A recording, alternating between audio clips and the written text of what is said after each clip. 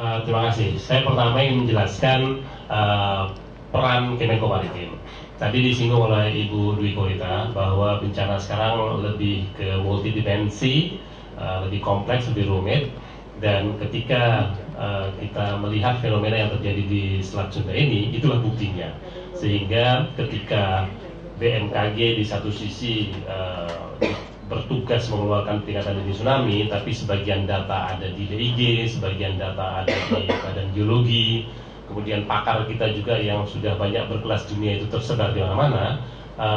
Disitulah kami memfasilitasi koordinasinya. Tadi malam yang paling penting yang kami lakukan adalah mempertemukan para pakar dan para pengampu data, sehingga kita berhasil menuju pada satu kesamaan analisa. Sudah pasti disampaikan tadi, ini tidak dipicu, tsunami ini tidak dipicu oleh gempa bumi. Kita juga tidak melihat ada bukti-bukti meteor jatuh sehingga memicu tsunami. Tinggal dua opsinya, letusan gunung api atau longsoran bawah laut.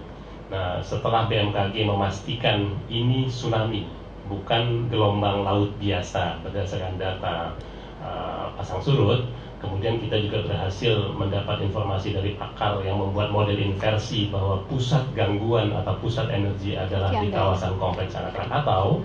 Kemudian kita kawinkan dengan informasi dari Badan Geologi bahwa yang pertama, Krakatau memang sedang aktif, tapi dari model erupsi Gunung Krakatau, dia tidak meluncurkan awan panas sehingga tidak secara langsung memicu tsunami.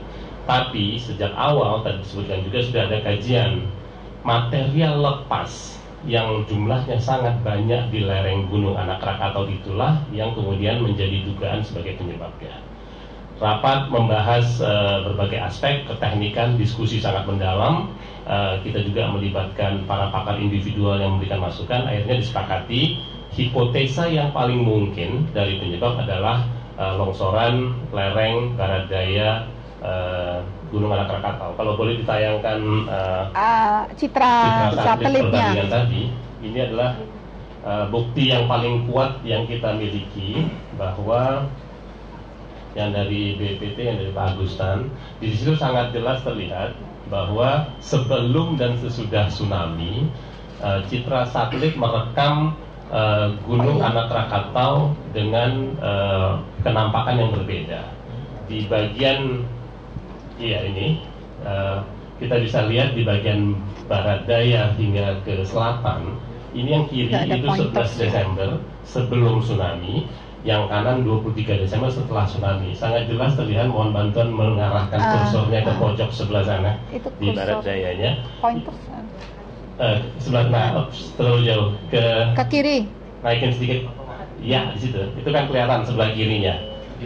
Masa Gunung Anak Krakataunya masih ada utuh di sebelah sini pada tanggal 11 Desember, kemudian pada tanggal 23 Desember sudah tersobekkan seperti itu. Dan menurut perhitungan sementara, luasan daerah yang kolaps atau yang runtuh itu sekitar 64 hektar. Dari perhitungan sementara juga tadi malam oleh ahli vulkanologi Badan Geologi, ini cukup untuk memicu tsunami dengan magnitudo yang kemarin terekam di barat Banten maupun di selatan timur Sumatera.